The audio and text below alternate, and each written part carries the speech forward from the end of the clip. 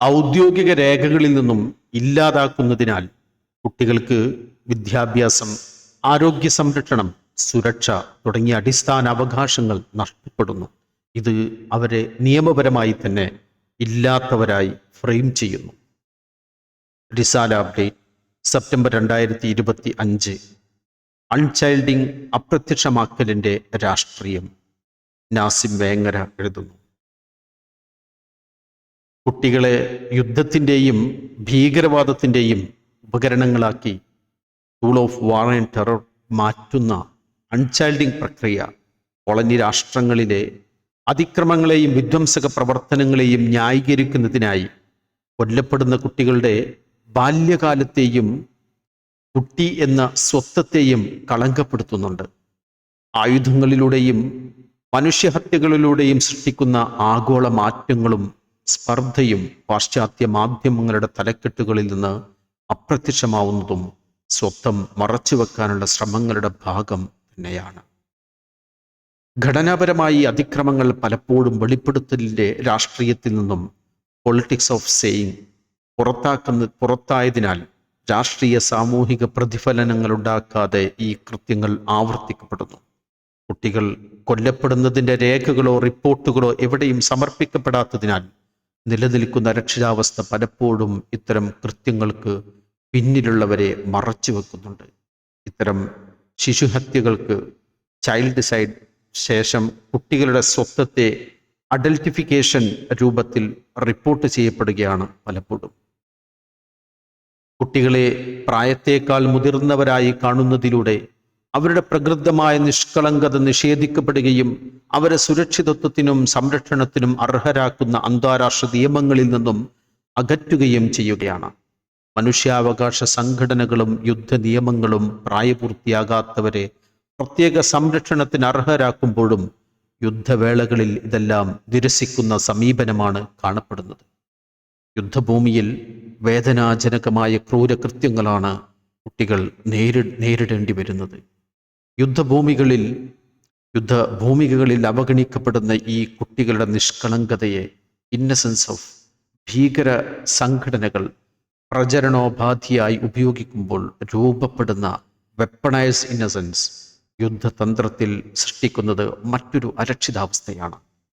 കുട്ടികളുടെ മുഖം, നിഷ്കളങ്ക ഭാവം, വേദനയാൽ ഇടറുന്ന ശബ്ദങ്ങൾ എല്ലാം മനഃശാസ്ത്രപരമായി യുദ്ധങ്ങളിൽ ശക്തമായ ടൂളുകളായി ഉപയോഗിക്കപ്പെടുന്നുണ്ട്. ഏതെങ്കിലും വിഭാഗങ്ങൾ ഇതിനെ എതിർക്കുമ്പോൾ അവർക്കെതിരെയും ക്രൂരതയുടെ ആരോപണങ്ങൾ ഉയരുന്നു. വെപ്പണൈസ്ഡ് ഇന്നസെൻസ് എന്ന ഈ തന്ത്രം വഴി അതിജീവനത്തിന് വേണ്ടിയുള്ള മനഃശക്തി വരെ കുട്ടികളിൽ പലപ്പോഴും ഇല്ലാതാവുന്നു.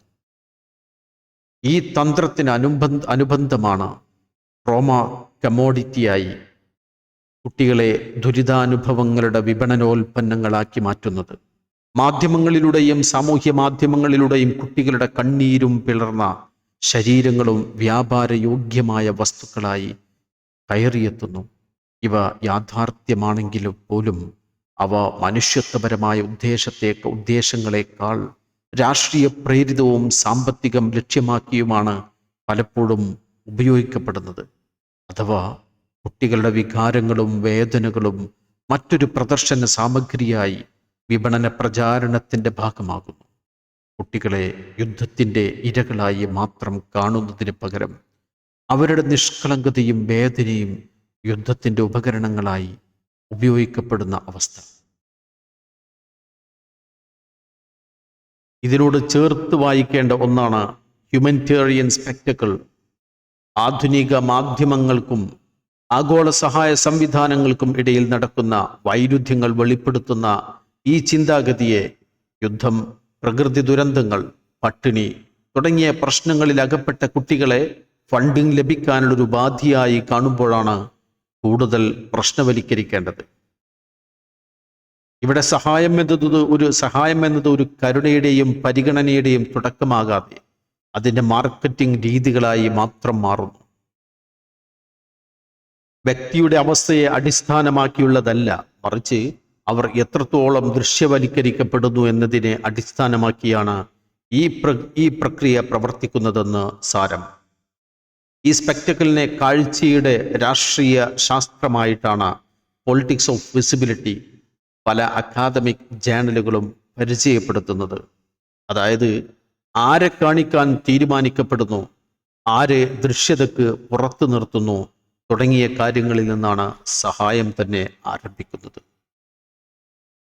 ആസൂത്രിതമായ ഇത്തരം കാഴ്ച നിർമ്മിതികൾ വികാരങ്ങൾ ഉണർത്തുമെങ്കിലും യഥാർത്ഥ പരിഹാരങ്ങളിലേക്ക് നയിക്കാറില്ല. പലപ്പോഴും ആളുകളുടെ ദയയും സഹായവും ആകർഷിക്കുന്നതിനായി ഇത്തരം ചിത്രങ്ങൾ ഉപഭോഗ വസ്തുക്കളായി മാറുന്നു. ഈ ചിത്രങ്ങൾ നമ്മിൽ ഉൽപ്പാദിപ്പിക്കുന്ന വികാരങ്ങൾ ധനസഹായം തേടുന്നതിനുള്ള ഒരു വിപണി തന്ത്രമായി മാറുന്നു. കുട്ടികളുടെ കണ്ണീരും ദുഃഖവും മാധ്യമങ്ങളിലൂടെ പ്രചരിക്കുമ്പോൾ NGOകൾക്കും UN ഏജൻസികൾക്കും കൂടുതൽ ധനസമാഹരണം സാധ്യമാകുന്നുണ്ട് എന്നതാണ് കണക്കുകൂട്ടുന്നത്. ഈ പ്രവൃത്തി പദ്ധതിയിൽ ദുഃഖത്തിൻ്റെ പ്രത്യക്ഷവൽക്കരണം, വിഷ്വലൈസേഷൻ ഓഫ് സഫറിംഗ് വഴി സഹായം നൽകേണ്ടവരായി ശോഷിത ജനങ്ങളെ അവതരിപ്പിക്കുന്നു. ഇത് തീർത്തും ആശങ്കാജനകമാണ്. സഹായം നൽകിയാലും കുട്ടികളുടെ ശാരീരിക, മാനസിക, രാഷ്ട്രീയ ശബ്ദങ്ങൾ മറക്കപ്പെടുന്ന രീതിയാണ് ഇതിലുള്ളത്. ഒന്ന് ചിന്തിച്ചാൽ ദുഃഖിതരെ പാസീവ് വിക്ടിമായിട്ട് ചിത്രീകരിക്കുമ്പോൾ അവർ രാഷ്ട്രീയ സാധ്യത, പൊളിറ്റിക്കൽ ഏജൻസി ഇല്ലാത്തവരായി മാറുകയും പീഡനമുറകൾ ഉപഭോഗ വസ്തുവായി, കമോഡിറ്റി ഓഫ് സഫറിംഗ് ഉപയോഗപ്പെടുത്തുകയും ചെയ്യുന്നു. പോവർട്ടി പോൺ എന്ന് വിളിക്കപ്പെടുന്ന ഈ ധനസമാഹരണ രീതിയുടെ ശക്തിയും ആപത്തും തിരിച്ചറിയപ്പെടേണ്ടതുണ്ട്. ദാരിദ്ര്യത്തെ, വേദനയെ ചിത്രങ്ങളായി, കാഴ്ചകളായി, റീലുകളായി മാറ്റുന്നതിലൂടെ ദുഃഖം ഒരു പ്രകടനാത്മക അനുഭവമായി മാറുന്നു. എന്നാൽ അതിന് പിന്നിലെ ചരിത്രം, രാഷ്ട്രീയം, ഘടനാപരമായ കാരണങ്ങൾ എന്നിവ അപ്രത്യക്ഷമായി തീരുന്നു. ഒടുവിൽ കുറേ കാഴ്ചകൾ കാണുമ്പോഴും അതിലുള്ള യഥാർത്ഥ കാരണങ്ങളെ പരിഗണിക്കാതെ മുന്നോട്ടു പോകുന്ന ഹ്യൂമനിറ്റേറിയൻ കേസ് കരുണയുടെ പേരിൽ ധനസഹായം നേടുന്ന ഒരു പ്രത്യക്ഷ ധാർമ്മികത, മോറൽ പെർഫോമൻസ് മാത്രമായി ചുരുങ്ങുന്നു. വലിയ രാഷ്ട്രീയ പ്രശ്നങ്ങൾ മറക്കുകയും സഹായം ഒരു ദയാരൂപമായ പ്രതികരണമായി മാറ്റുകയും ചെയ്യുന്ന ഈ ചിന്താഗതിയുടെ ഫലമായി ഘടനാപരമായ മാറ്റങ്ങൾക്കുള്ള സാധ്യതകൾ പോലും കുറഞ്ഞു പോകുന്നു. Giorgio Agamben, Didier Fassin, Susan Sontag, Lina Attalah പോലുള്ള സ്കോളർമാരുടെ എഴുത്തുകൾ ഈ വിഷയത്തെ ആഴത്തിൽ അപഗ്രഥിക്കുന്നുണ്ട്. കാരൻവെൽ എഴുതിയ childhood in a global perspective എന്ന ലേഖനത്തിൽ ഈ അവസ്ഥയെ സൂചിപ്പിക്കാൻ ഓർഫനൈസേഷൻ എന്ന വാക്ക് ഉപയോഗിക്കുന്നുണ്ട്. പലപ്പോഴും കുട്ടികളുടെ ജീവിത വസ്തുതകൾ ലളിതവൽക്കരിച്ച് ദുഃഖം വികാര രൂപത്തിൽ പ്രചരിപ്പിച്ച് ഇമോട്ടീവ് ഫ്രെയിമിംഗ് രക്ഷിതാക്കളോ കുടുംബങ്ങളോ ഉണ്ടായിരിക്കെ തന്നെ അവർക്ക് അനാഥൻ എന്ന ലേബൽ നൽകുകയും ചെയ്യുന്നു.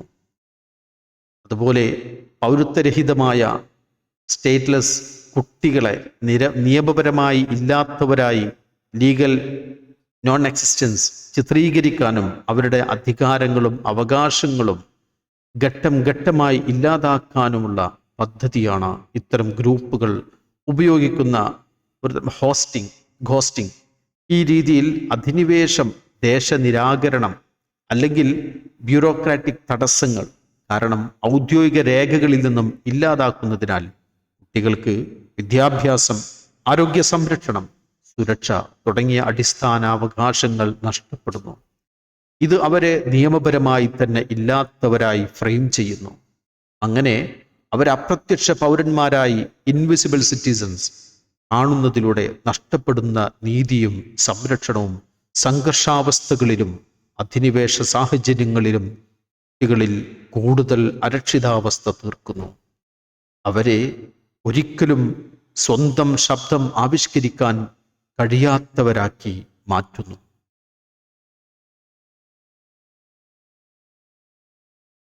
ജൂഡിത്ത് ബട്ട്ലർ നിർവചിച്ച ഗ്രേവബിൾ ആൻഡ് അൺഗ്രേവബിൾ ലൈവ്സ് എന്ന ആശയത്തെ അൺചൈൽഡിങ് എന്ന ചിന്താഗതിയുമായി ബന്ധപ്പെടുത്തി വിശകലനം ചെയ്യുന്നത് ഇവിടെ പ്രസക്തമാണ്.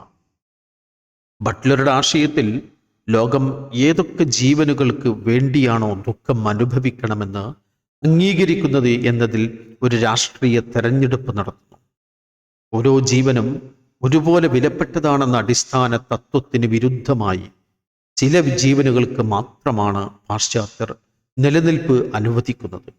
അഥവാ ചിലരുടെ മരണങ്ങൾ മാത്രമാണ് പൊതുസമ്മത ദുഃഖമായി അംഗീകരിക്കപ്പെടുന്നത്. ചില കുട്ടികൾക്ക് മാത്രം വില കൽപ്പിക്കുകയും മറ്റുള്ളവരെ പൂർണ്ണമായും അവഗണിക്കുകയും ചെയ്യുന്ന ഈ രീതിയെ ഒരു രാഷ്ട്രീയ വിമർശനമായാണ് ജൂഡിത്ത് ബട്ട്ലർ ഉയർത്തിക്കാട്ടുന്നത്.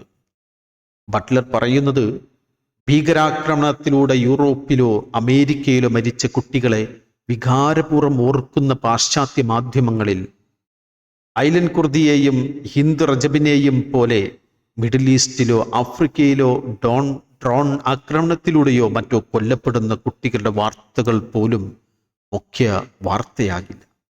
ലോകം അനുഭവിക്കേണ്ട ദുഃഖം എന്ന നിലയിൽ ഇവയെ മാധ്യമങ്ങൾ അംഗീകരിക്കുന്നില്ല.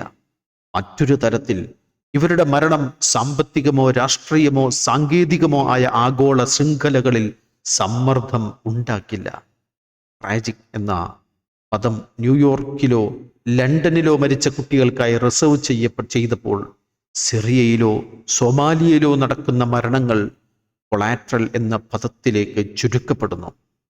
അതിനാൽ ഇത്തരം രീതിയിൽ കൊല്ലപ്പെടുന്ന കുട്ടികളെ അൺഗ്രേവബിൾ ആയ ജീവികൾ, വസ്തുക്കൾ എന്ന നിലയിലാണ് പരിഗണിക്കപ്പെടുന്നത്. ഈ അൺഗ്രേവബിൾ മനുഷ്യരുടെ സംഹാരം പലപ്പോഴും ആഗോള മാധ്യമങ്ങളുടെയും ധനനയം നിയന്ത്രിക്കുന്ന സ്ഥാപനങ്ങളുടെയും നിസ്സംഗതയുടെ കൂടി ഫലമാണ്. ഇതിൽ നിന്ന് ഒന്നുകൂടി മാറി ചിന്തിക്കുമ്പോൾ ഉണ്ടാവുന്നതാണ് സാമൂഹിക മരണം, സോഷ്യൽ ഡെത്ത്.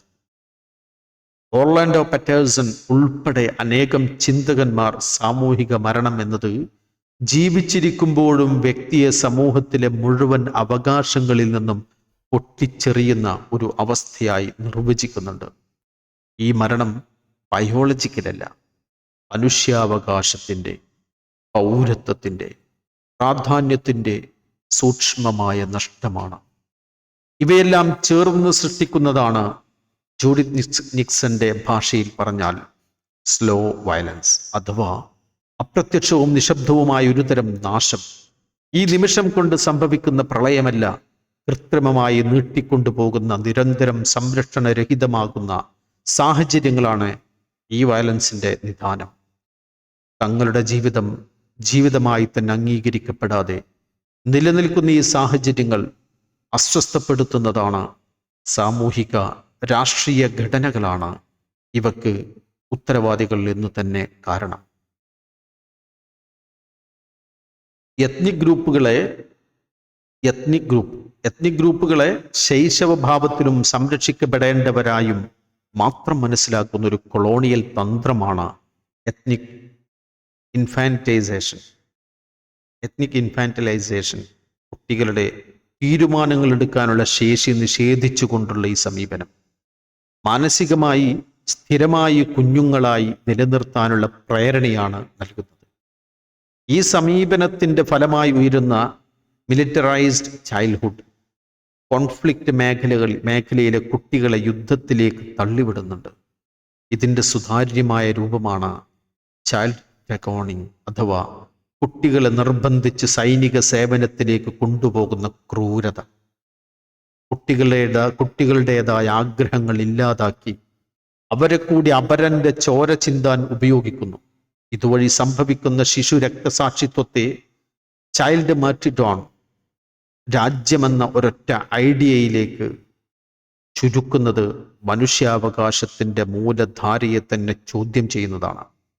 അൺചൈൽഡിങ്ങുമായി ബന്ധപ്പെട്ട സർവപദാവലികളും ബന്ധിപ്പിക്കുന്നത് നെക്രോപൊളിറ്റിക്സ് എന്ന ആക്ച്വലി മെമ്പറിന്റെ സങ്കല്പത്തോടാണ്. ആര് ജീവിക്കണം, ആര് മരിക്കണം, ആരെ നമുക്ക് നിശബ്ദമായി നശിപ്പിക്കാൻ കഴിയും തുടങ്ങിയ കാര്യങ്ങൾ തീരുമാനിക്കുന്നതാണ് ഈ രാഷ്ട്രീയ ശക്തി. നെക്രോപൊളിറ്റിക്സിൽ കുട്ടികളെ അതിനുള്ളിൽ വലിച്ചിഴച്ചെത്തിക്കുമ്പോൾ സമൂഹത്തിൻ്റെ തന്നെ മനുഷ്യ നൈതികതയുടെ തകർച്ച ആകുന്നുണ്ടെന്ന് മനസ്സിലാക്കാം. പലസ്തീൻ പ്രൊഫസറായ Nadera Shalhoub unchilding and the killing boxes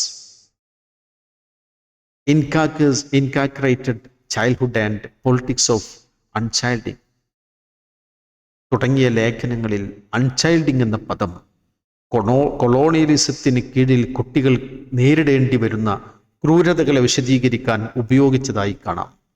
അധിനിവേശം നടത്തി കോളനിവൽക്കരിച്ച രാജ്യങ്ങളിലെ അതിക്രമണങ്ങളെ ന്യായീകരിക്കുന്നതിനായി കൊല്ലപ്പെടുന്ന കുട്ടികളുടെ കുട്ടി എന്ന സ്വത്വത്തെ മറച്ചുവെക്കുന്ന പ്രവണതയാണ് പാശ്ചാത്യ മാധ്യമങ്ങൾ സ്വീകരിക്കുന്നത്. ഉദാഹരണത്തിന് 2023 ഇസ്രായേൽ വ്യോമാക്രമണം ആരംഭിച്ച ശേഷം ഓരോ 15 മിനിറ്റിലും ഒരു കുട്ടി വീതം കൊല്ലപ്പെടുന്നുണ്ടെന്ന് DCI തന്നെ പറയുന്നുണ്ട്. ഡിഫൻസ് ഓഫ് ചിൽഡ്രൻ ഇന്റർനാഷണൽ പറയുന്നുണ്ട്. 20 മാസമായി തുടർന്നുകൊണ്ടിരിക്കുന്ന ഇസ്രായേൽ അധിനിവേശത്തിനെതിരെ കൊളംബിയ യൂണിവേഴ്സിറ്റിയിലെ വിദ്യാർത്ഥികൾ പ്രതിഷേധിക്കുകയും ഹാമിൽട്ടൺ ഹാൾ എന്ന അവരുടെ കോളേജ് അക്കാദമി കെട്ടിടത്തെ ഹിന്ദ് ഹാൾ എന്ന് വിളിക്കുകയും ചെയ്തു. അമേരിക്ക ആസ്ഥാനമായി പ്രവർത്തിക്കുന്ന CNN റിപ്പോർട്ട് ചെയ്തത് ഇങ്ങനെയാണ്: Hind's Hall was a reference to a woman who was killed in Gaza. 6 വയസ്സ് മാത്രം പ്രായമുള്ള കുട്ടിയെ പ്രായപൂർത്തിയായ ഒരു സ്ത്രീയായി ചിത്രീകരിച്ച് അധിനിവേശത്തിന്റെ തീവ്രവാദികളെ ലഘൂകരിക്കാനുള്ള ശ്രമമാണിതെന്ന് വ്യക്തം. ചൈൽഡ് എന്ന സ്വത്വത്തിൽ നിന്ന് വുമൺ എന്നതിലേക്കുള്ള ഈ പ്രവണതയാണ് അൺചൈൽഡിംഗ്. ഇതുപോലെ തന്നെ കഴിഞ്ഞ വർഷം ജനുവരിയിൽ സ്കൈ ന്യൂസ് റിപ്പോർട്ട് ചെയ്ത വാർത്തയാണിത്.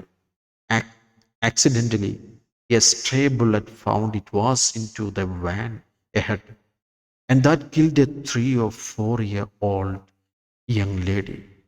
ഈ വാർത്തകളുടെ യങ് ലേഡി എന്ന പ്രയോഗം വെസ്റ്റ് ബാങ്കിൽ തൻ്റെ രക്ഷിതാക്കളോടൊപ്പം ടാക്സിയിൽ ഇരിക്കുമ്പോൾ ഇസ്രായേൽ സൈന്യത്തിന്റെ വെടിയേറ്റ് 4 വയസ്സ് മാത്രം പ്രായമുള്ള റുക്കായ അഹമ്മദ് ഒദേഹ് ജഹാലിൻ എന്ന കുട്ടിയാണ്.